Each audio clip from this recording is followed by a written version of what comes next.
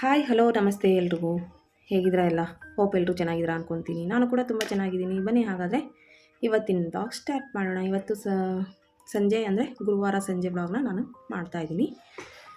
ಸಾಯಂಕಾಲ time tea ಬದಲಾಗಿ juice ಮಾಡೋಣ ಅಂಥೇಳಿ ಮಾಡ್ತಾಯಿದ್ದೀನಿ. ಕ್ಯಾರೆಟ್ ಜ್ಯೂಸ್ ಮಾಡ್ತಾಯಿದ್ದೀನಿ. ಸಂಜೆ ಆಗಿರೋದ್ರಿಂದ ಮನೇಲೇ ಇರ್ತಾರೆ ಮಕ್ಕಳು, ಮನೆಯವರು ಎಲ್ಲರೂ ಮನೇಲೇ ಇರ್ತಾರೆ. ಹಾಗಾಗಿ ಎಲ್ಲರೂ ಕೂಡ ಕುಡಿತಾರೆ ಅಂಥೇಳಿ ಕ್ಯಾರೆಟ್ ಜ್ಯೂಸ್ ಮಾಡೋಣ ಅಂಥೇಳಿ ಮಾಡ್ಕೊತಾ ಇದ್ದೀನಿ. ಹಾಗೆ ನಾನು ಯೂಟ್ಯೂಬ್ ಸ್ಟಾರ್ಟ್ ಮಾಡಿ 2 ವರ್ಷ ಕಂಪ್ಲೀಟ್ ಆಗ್ತಾ ಬಂತು. ನನ್ನ ಯೂಟ್ಯೂಬ್ ಚಾನಲಲ್ಲಿ ಯಾವ ವಿಡಿಯೋ ಫಸ್ಟ್ ವೈರಲ್ ಆಗಿತ್ತು, ನಮ್ಮ ಚಾನಲಲ್ಲಿ ನಮಗೆ ಸಬ್ಸ್ಕ್ರೈಬರ್ಸು ಮತ್ತು ವಾಚ್ ಟೈಮ್ ಕಂಪ್ಲೀಟ್ ಮಾಡಿಕೊಟ್ಟಿರುವಂಥ ವಿಡಿಯೋ ಯಾವುದು ಅಂತ, ಮತ್ತು ಅದನ್ನ ಹೇಗೆ ಮಾಡಿದೆ, ಎಷ್ಟೆಲ್ಲ ಅದು ಎಫರ್ಟ್ ಇರುತ್ತೆ ಯೂಟ್ಯೂಬ್ ಮಾಡಲಿಕ್ಕೆ, ಅದನ್ನೆಲ್ಲ ವಾಚ್ ಟೈಮ್ ಕಂಪ್ಲೀಟ್ ಮಾಡಲಿಕ್ಕೆ ಅಂತ ಈ ವಿಡಿಯೋದಲ್ಲಿ ನಾನು ನಿಮ್ಮ ಜೊತೆ ಶೇರ್ ಮಾಡ್ತಾ ಹೋಗ್ತೀನಿ. ಪ್ಲೀಸ್ ವಿಡಿಯೋ ಸ್ಕಿಪ್ ಮಾಡಿದೆ ಫುಲ್ ವಿಡಿಯೋನ ನೋಡಿ. ಅಂದರೆ ಇದು ಫಾರ್ ಬಿಗ್ನರ್ಸಿಗೆ ಅಂದರೆ ಯೂಟ್ಯೂಬ್ ಮಾಡುವಂಥ ಬಿಗ್ನರ್ಸ್ಗೆ ತುಂಬ ಹೆಲ್ಪ್ ಆಗುತ್ತೆ ಅಂತ ಕೆಲವೊಂದು ಟಿಪ್ಸ್ನ ಕೊಡ್ತಾ ಇದ್ದೀನಿ. ಪ್ಲೀಸ್ ಯೂಟ್ಯೂಬ್ ಕ್ರಿಯೇಟರ್ಸ್ ಅಂದರೆ ಬಿಗಿನರ್ಸ್ ಯಾರ್ಯಾರು ಇದ್ದೀರೋ ವಿಡಿಯೋ ಫುಲ್ ನೋಡಿ, ನಿಮಗೂ ಕೂಡ ಸ್ವಲ್ಪನಾದರೂ ಹೆಲ್ಪ್ ಆಗುತ್ತೆ ಅಂತ ಅಂದ್ಕೊಂಡಿದ್ದೀನಿ. ಯೂಟ್ಯೂಬ್ ಸ್ಟಾರ್ಟ್ ಮಾಡಿ ನಾನು 2 ವರ್ಷ ಆಯಿತು. 2 ವರ್ಷದಲ್ಲಿ ಸ್ಟಾರ್ಟಿಂಗ್ ಅಂತ ಹೇಳಿದರೆ ಫಸ್ಟ್ 1 ವರ್ಷ ಬರೀ ಶಾರ್ಟ್ ವೀಡಿಯೋಗಳು ಮಾತ್ರ ಹಾಕ್ತಾಯಿದ್ದೆ ನಾನು. ನಮ್ಮ ಶಾಪ್ ಇರೋದ್ರಿಂದ ಹಾಗೆ ಜುವೆಲರ್ಸ್ದು, ಸಣ್ಣ ಪುಟ್ಟ ಜುವೆಲರ್ಸ್ದು ಯೂಟ್ಯೂಬಲ್ಲೇ ಸಾಂಗ್ ಇರುತ್ತೆ ಅಲ್ವಾ, ರಿಮಿಕ್ಸ್ ಸಾಂಗು ಎಲ್ಲ ಬರುತ್ತೆ ಅಲ್ವಾ, ಆ ಥರ ಸಾಂಗಲ್ಲೇ ನಾನು ಹಾಗೆ ಡೈರೆಕ್ಟಾಗಿ ಸ್ವಲ್ಪ ವೀಡಿಯೋ ಮಾಡಿ ಶಾರ್ಟ್ ವೀಡಿಯೋಗಳು ಮಾತ್ರ ಹಾಕ್ತಾ ಬಂದೆ.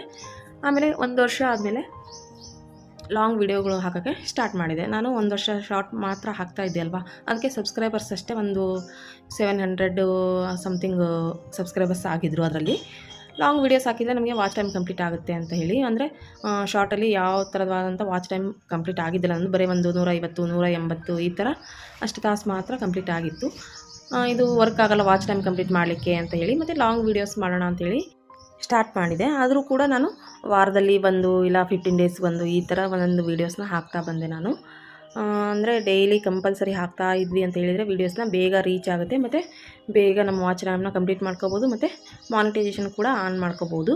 ನಾನು ವಾರದಲ್ಲಿ 1 ವೀಡಿಯೋ, ಆಮೇಲೆ 15 ದಿನಕ್ಕೆ 1 ವೀಡಿಯೋ ಈ ಥರ ಹಾಕ್ತಾಯಿದ್ದೆ.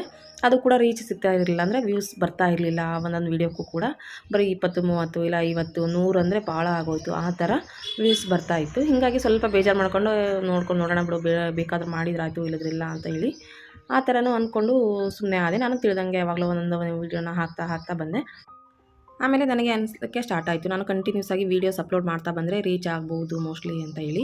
ಯಾವ ರೀತಿ ಕಂಟೆಂಟ್ ಕೊಡಬೇಕು ಏನು ಅಂತ ನಾನು ಜಸ್ಟ್ ಏನಪ್ಪ ಅಂತ ಹೇಳಿದ್ರೆ ಟ್ರಯಲ್ ಮಾಡ್ತಾಯಿದ್ದೆ ಅಷ್ಟೇ. ಅಂದರೆ ಯಾವುದು ವರ್ಕ್ ಆಗುತ್ತೆ ಅಂತ, ವ್ಲಾಗ್ ಆಗಿರ್ಬೋದು ವರ್ಕ್ ಆಗುತ್ತೆ ಅಂತ, ಅದು ಒಂದು ವೀಡಿಯೋ ಮಾಡೋದು ಅದು ವರ್ಕ್ ಆಗುತ್ತಾ ಅಂತ ಹೇಳಿದರೆ ಅದನ್ನ ಬಿಟ್ಬಿಡೋದು, ಅದು ವರ್ಕ್ ಆಗಿಲ್ಲ ಅಂತ ಹೇಳಿದ್ರೆ ಅದನ್ನು ಬಿಟ್ಬಿಡೋದು. ನೆಕ್ಸ್ಟ್ ಒಂದು ಬ್ಯೂಟಿ ಟಿಪ್ಸ್ ಈ ಥರ ವ್ಲಾಗ್ ಮಾಡೋದು, ಅದನ್ನು ಕೂಡ ವರ್ಕ್ ಆಗಿಲ್ಲ ಅಂದರೆ ಅದನ್ನು ಬಿಡೋದು, ಈ ಥರ ಮಾಡ್ತಾ ಬಂದೆ.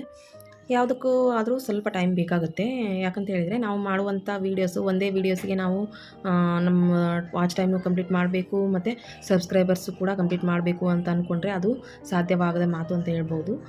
ಕಂಟಿನ್ಯೂಸ್ ಆಗಿ ನಾವು ವೀಡಿಯೋಸ್ ಅಪ್ಲೋಡ್ ಮಾಡ್ತಾ ಇದ್ವಿ ಅಂತ ಹೇಳಿದರೆ ಒಬ್ಬೊಬ್ರದ್ದು ಕೆಲವೊಬ್ರದ್ದು 2 ತಿಂಗಳು 3 ತಿಂಗಳಿಗೆ ರೀಚ್ ಆಗಿಬಿಡುತ್ತೆ. ಅವರು 3 ತಿಂಗಳಿಂದಲೇ ಅವ್ರದ್ದು ಮಾನಿಟೈಸೇಷನ್ ಆನ್ ಆಗುತ್ತೆ. ಕೆಲವೊಬ್ರದ್ದು 1 ವರ್ಷ 2 ವರ್ಷ ಈ ಥರ ಕೂಡ ತಗೊಳುತ್ತೆ. ಯಾಕಂತ ಹೇಳಿದರೆ ಅವರು ಜಾಸ್ತಿ ಅದರಲ್ಲಿ ಇನ್ವಾಲ್ವ್ ಆಗಿರಲ್ಲ, ಅಂದರೆ ಡೈಲಿ ವೀಡಿಯೋಸ್ ಅಪ್ಲೋಡ್ ಮಾಡ್ತಾರಲ್ಲ, ಆಮೇಲೆ ಒಂದು ಟೈಮಿಂಗ್ ಸೆಟ್ ಮಾಡ್ಕೊಂಡಿರೋದಿಲ್ಲ. ಆಮೇಲೆ ಅದ್ರ ಜೊತೆ ಇನ್ನೊಂದೇನಪ್ಪ ಅಂತ ಹೇಳಿದರೆ ನೀವು 2 ದಿನಕ್ಕೆ 1 ವೀಡಿಯೋ ಹಾಕ್ತೀನಿ ಅಂತ ಹೇಳಿದರೆ 2 ದಿನಕ್ಕೆ 1 ವೀಡಿಯೋ, ಇಲ್ಲ ವೀಕ್ಲಿ 1 ವೀಡಿಯೋ ಹಾಕ್ತೀನಿ ಅಂದರೆ ವೀಕ್ಲಿ 1 ವೀಡಿಯೋ, ಈ ಥರ ಕಂಟಿನ್ಯೂಸ್ ಆಗಿ ಹಾಕ್ಕೊತಾ ಇದ್ದರೆ ಬೇಗ ರೀಚ್ ಆಗ್ಬೋದು. ಇಲ್ಲ ನಾವು ಕೆಲಸ ನಮ್ಮದು ಕಡಿಮೆ ಇದೆ, ಮನೇಲಿ ಮಾಡೋದೇನಿಲ್ಲ, ನಾವು ದಿನ ಹಾಕ್ತೀವಿ ಅಂತ ಹೇಳಿದರೆ ಈ ಥರ ಡೈಲಿ ವ್ಲಾಗ್ಸ್ ಆಗಿರ್ಬೋದು, ಡೈಲಿ ನೀವು ಯಾವುದೇ ಒಂದು ವೀಡಿಯೋಸ್ ಆಗಿರ್ಬೋದು, ಅಂದರೆ ಯಾವ ಕ್ಯಾಟಗರಿ ವೀಡಿಯೋಸ್ ಆಗಿರ್ಬೋದು, ನೀವು ಡೈಲಿ ಅಪ್ಲೋಡ್ ಮಾಡ್ತಾ ಇದ್ದರೆ ಮಾತ್ರ ಆದಷ್ಟು ಬೇಗ ರೀಚ್ ಆಗ್ಬೋದು.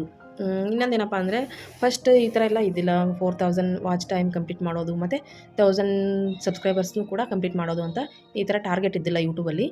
ಇವಾಗ ಈ ಥರ ಮಾಡಿದ್ದಾರೆ. ಒಂದು 4000 ವಾಚ್ ಟೈಮ್ ಕಂಪ್ಲೀಟ್ ಮಾಡಬೇಕು ಮತ್ತು 1000 ಸಬ್ಸ್ಕ್ರೈಬರ್ಸ್ನ ಕಂಪ್ಲೀಟ್ ಮಾಡಬೇಕು ಅಂತ. ಕೆಲವೊಬ್ಬರಿಗೆ ವಾಚ್ ಟೈಮ್ ಬೇಗ ಕಂಪ್ಲೀಟ್ ಆಗಿಬಿಡುತ್ತೆ, ಅಂದರೆ ಲಾಂಗ್ ವೀಡಿಯೋಸ್ ಹಾಕ್ತಾ ಇರ್ತಾರೆ ಅಲ್ವಾ, ವಾಚ್ ಟೈಮ್ ಬೇಗ ಕಂಪ್ಲೀಟ್ ಆಗುತ್ತೆ ಮತ್ತು ಸಬ್ಸ್ಕ್ರೈಬರ್ಸ್ ಆಗೋದಿಲ್ಲ. ಕೆಲವೊಬ್ಬರಿಗೆ ಸಬ್ಸ್ಕ್ರೈಬರ್ಸ್ ಆಗುತ್ತಾರೆ ಮತ್ತು ವಾಚ್ ಟೈಮ್ ಕಂಪ್ಲೀಟ್ ಆಗಿರೋದಿಲ್ಲ, ಈ ಥರ ಆಗುತ್ತೆ.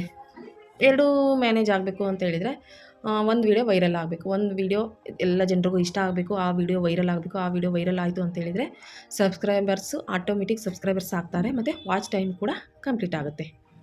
ಮೇನ್ ಏನಪ್ಪ ಅಂತ ಹೇಳಿದರೆ ತಮ್ಲೈನು ಮತ್ತು ಟೈಟಲ್ ಕೂಡ ಅಟ್ರಾಕ್ಷನ್ ಇತ್ತು ಅಂತ ಹೇಳಿದರೆ ಕ್ಲಿಕ್ ಮಾಡಿ ನೋಡ್ತಾರೆ ವ್ಯೂವರ್ಸು, ಇದರಲ್ಲಿ ಏನಿದೆ ಅಂತ ಹೇಳಿ ಕ್ಲಿಕ್ ಮಾಡಿ ನೋಡ್ತಾರೆ.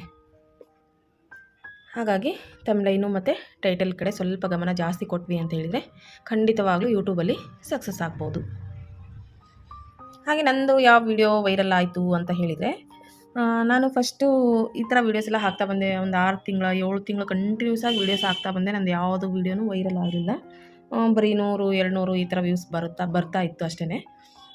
ಮತ್ತು ಒಂದಿನ ಏನಪ್ಪ ಅಂತ ಹೇಳಿದ್ರೆ, ಮೆಹಂದಿದು ಒಂದು ವೀಡಿಯೋನ ನಾನು ಅಪ್ಲೋಡ್ ಮಾಡಿದ್ದೆ. ಅಂದರೆ ಮೆಹಂದಿ ಕೂದಲಿಗೆ ವೈಟ್ ಹೇರ್ಸ್ ಇರೋರು ಮೆಹಂದಿನ ಯಾವ ರೀತಿ ಕಲಸಿ ಅಪ್ಲೈ ಮಾಡೋದ್ರಿಂದ ಬ್ಲ್ಯಾಕ್ ಹೇರ್ಸ್ ಆಗುತ್ತೆ ಅಂಥೇಳಿ ಒಂದು ವೀಡಿಯೋನ ಅಪ್ಲೋಡ್ ಮಾಡಿದ್ದೆ. ನಾನು ಮೆಹಂದಿ ವೀಡಿಯೋನ ಯಾವ ರೀತಿ ಕಲಿಸ್ಬೇಕು ಮತ್ತು ಅದಕ್ಕೆ ಏನೇನು ಹಾಕಬೇಕು, ಅದನ್ನು ಯಾವ ರೀತಿ ಅಪ್ಲೈ ಮಾಡಿದರೆ ಬ್ಲ್ಯಾಕ್ ಹೇರ್ಸ್ ಆಗುತ್ತೆ ಅಂತ ಹೇಳಿ ವೀಡಿಯೋ ಮಾಡಿದ್ದೆ. ಆ ವಿಡಿಯೋ ಫುಲ್ ವೈರಲ್ ಆಯಿತು ನಂದು. ಅದೇ ಒಂದು ವಿಡಿಯೋ ನನ್ನ ಕೈ ಹಿಡಿತು ಅಂತ ಹೇಳ್ಬೋದು. ಆ ವಿಡಿಯೋದಿಂದ ನನಗೆ ವಾಚ್ ಟೈಮು ಕಂಪ್ಲೀಟ್ ಆಯಿತು ಮತ್ತು ಸಬ್ಸ್ಕ್ರೈಬರ್ಸ್ ಕೂಡ ಇನ್ನೂ ಜಾಸ್ತಿನೇ ಆದರು. ಅದರಿಂದ ಬರೀ ಒಂದು 1200 1300 ಸಬ್ಸ್ಕ್ರೈಬರ್ಸ್ ಆಗಿದ್ದಾರೆ. ಮತ್ತು ಅದೇ ಒಂದು ವೀಡಿಯೋಕ್ಕೆ ನನಗೆ ವಾಚ್ ಟೈಮ್ ಏನು ಟಾರ್ಗೆಟ್ ಇತ್ತಲ್ವ, 4000 ಟಾರ್ಗೆಟ್ ಇತ್ತು ವಾಚ್ ಟೈಮು.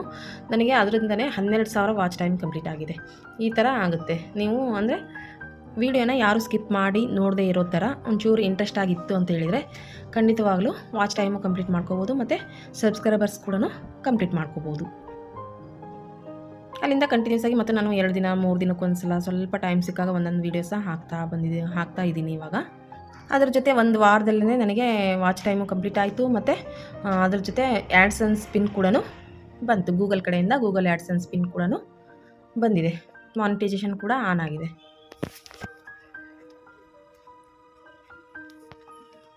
ಕಷ್ಟಪಟ್ಟರೆ ಯಾವಾಗಾದರೂ ಒಂದು ಸಲ ಸಕ್ಸಸ್ ಸಿಗುತ್ತೆ ಅನ್ನೋದಕ್ಕೆ ನಾನೇ ಉದಾಹರಣೆ ಅಂತ ಹೇಳ್ಬೋದು. 2 ವರ್ಷದಿಂದ ಯೂಟ್ಯೂಬ್ ಮಾಡ್ತಾಯಿದ್ದೀನಿ ಅಂದರೆ ನನಗೆ ಒಂಥರ ಅನಿಸುತ್ತೆ. ಯಾಕಂತ ಹೇಳಿದರೆ ಇವಾಗೆಲ್ಲ 2 ತಿಂಗಳು 3 ತಿಂಗಳು ಇಲ್ಲ ಒಂದೊಂದು ವೀಡಿಯೋಕ್ಕೆ ಫುಲ್ ವೈರಲ್ ಆಗಿ ಯೂಟ್ಯೂಬರ್ಸು ಪೇಮೆಂಟ್ ತೊಗೊತಾ ಇರ್ತಾರೆ. ನಾನು 2 ವರ್ಷದಿಂದ ಮಾಡ್ತಾಯಿದ್ದೀನಿ, ಇನ್ನೂ ಒಂದು ಪೇಮೆಂಟ್ ತೊಗೊಂಡಿಲ್ಲ ಅಂದರೆ ನನಗೆ ಒಂಥರ ಅನಿಸುತ್ತೆ. ಯಾಕಂತ ಹೇಳಿದರೆ ಇದರಲ್ಲಿ ಮೇನ್ ಎಫರ್ಟು ನೋಡೋರಿಗೆ ಏನು ಅನ್ಸಲ್ಲ, 5 ನಿಮಿಷದ ವೀಡಿಯೋ 10 ನಿಮಿಷದ ವೀಡಿಯೋ ಅಂತ ಹೇಳ್ತಾರೆ ಅಷ್ಟೇ.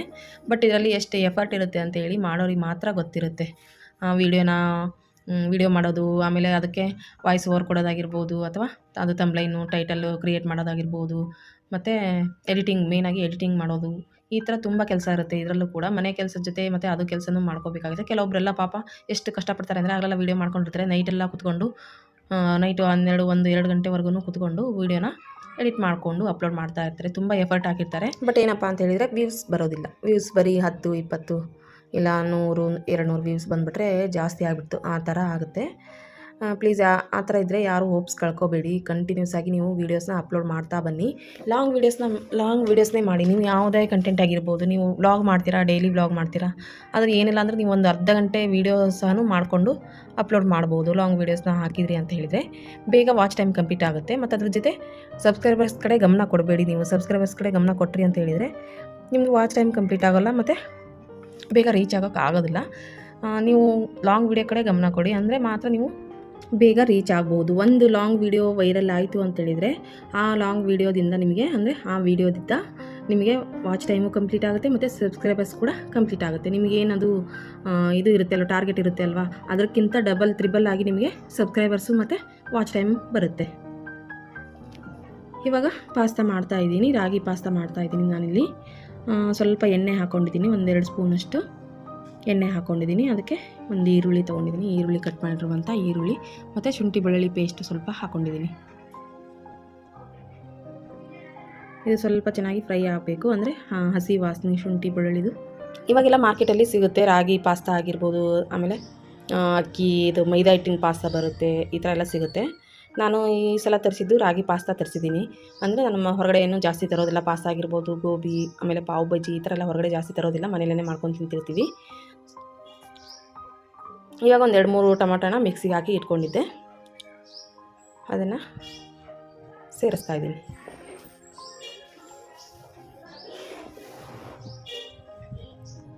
ಆಮೇಲೆ ಇದಕ್ಕೆ ಪಾಸ್ತಾದ್ದು ಮಸಾಲನೇ ಸಪ್ರೇಟಾಗಿ ಸಿಗುತ್ತೆ ಅಲ್ವಾ, ಅದನ್ನೇ ತೊಗೊಂಬಂದು ಹಾಕ್ಕೋಬೋದು. ಮನೆಯಲ್ಲೇ ಕೂಡ ಮಾಡಿಕೊಂಡು ನಡೆಯುತ್ತೆ.